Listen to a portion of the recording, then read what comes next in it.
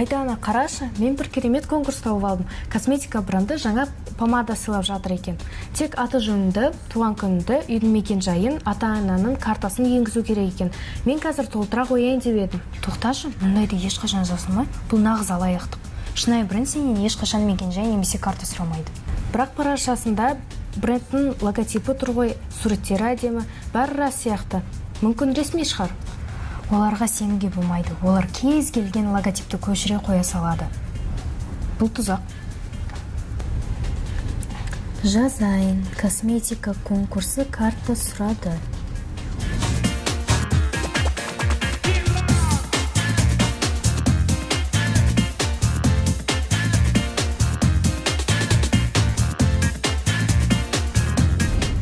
Міне, ресми парақша. Ешқашан жеке немесе банктік деректерді сұрамаймыз. Абай болыңыздар деп тұр.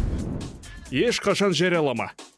Үй мекен жайын, мектеп атауы мен суреттерін, геолокацияны, жеке құжат деректерін, логин, парольді, ата-анаңның карта нөмірін. Ой, сәл болмағанда анамның картасын жазып қояйын дедім. Солай істегенде ақшаңды да, аккаунтыңды да жоғалтар едім. Оның үстіне деректерің басқа жерлерге тарап кетуі мүмкін еді. Мама, егер кеше мен сіздің мекен жайыңызды және картаңызды бір жерге салып жіберсем не болар еді? Қой, сен үйттің ба? Жоқ, бірақ сәл қалған. Айдана тоқтатпаса. Қызым, ондайға ешқашан сенбе. Біз ақшамыздан айырылып қалуымыз мүмкін. Және де олар басқа да біздің деректерімізді пайдалануы мүмкін.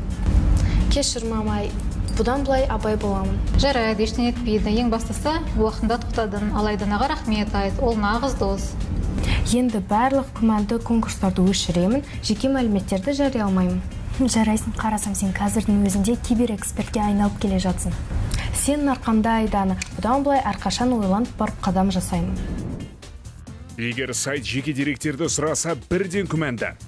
Әрқашан ата-анаңмен немесе өзің сенетін ересекпен кеңес. Паникаға берілме, асықпа.